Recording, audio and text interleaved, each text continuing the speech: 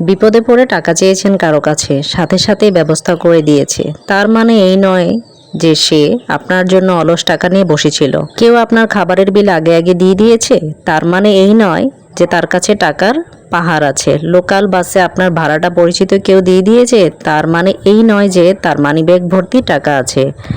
তার টাকার পাহাড় নেই, কিন্তু পাহাড়ের চেয়ে উঁচু একটা মন আছে।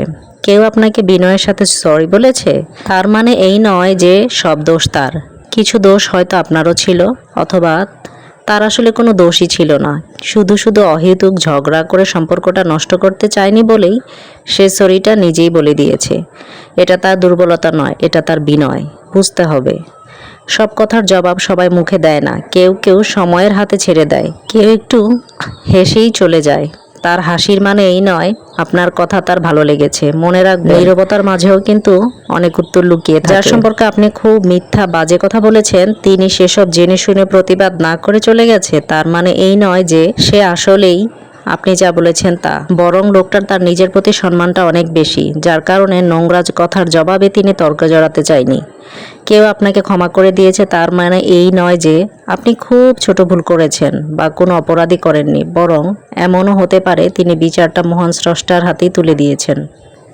আমাদের সমাজে আশেপাশে এমন অনেক মানুষই দেখবেন, তাদের সম্পর্কে এমন বাজে বাজে মিথ্যে কথা বাহিরে ছড়ায়, অথচ তারা তার ধারে কাছেও নেই। তাদের চরিত্রের মধ্যে ছিটে ফোটা তো দূরের কথা, কিন্তু তারা সব কথার জবাব কিন্তু কথা দিয়ে দেয় না, অনেক সময় কর্ম দিয়েও তাদের সেই জবাবটা তারা দিয়ে দেয়। এটা কিন্তু আমাদের জন্য অনেক বড় একটা শিক্ষা। ধরেন আপনার সম্পর্কে কেউ অনেক বাজে কথা বাহিরে ছড়িয়েছে, যার ধারের কাছেও আপনি নেই, কিন্তু আপনি তার প্রতিবাদ করতে গেলে আপনার সেখানে সম্মানটাই নষ্ট হবে।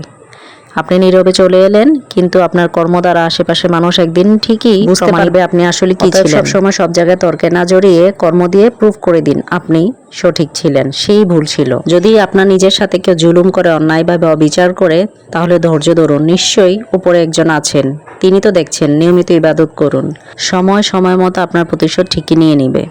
কারো প্রতি অন্যায় করে ভাবছেন সত্যি পার পেয়ে গেছেন? না, কারণ এই পৃথিবীটা গোলাকার, আর কষ্টেরও এক অদৃশ্য ফেরার পথ আছে। আজ আপনি যে কষ্ট দিয়েছেন, যে কান্নার কারণ হয়েছেন, যে বুক ভরা দীর্ঘশ্বাস রেখে গিয়েছেন, একদিন সেই কষ্টই আপনার দরজায় কিন্তু কড়া নাড়বে। তখন আপনি হয়তো অনেক চাইলেও পালিয়ে যেতে পারবেন না। মনে রাখবেন, আপনি হয়তো আজ নির্দ্বিধায় কাউকে অপমান করেছেন, তার বিশ্বাস ভেঙে দিয়েছেন। সময়ের সাথে সাথে সেগুলোর জবাব কিন্তু আপনাকে ঠিকই দিতে হবে। প্রতিশোধ না নেওয়াটাই কখনো কখনো কিন্তু বড় প্রতিশোধ হয়ে যায়। এজন্যই সাবধান।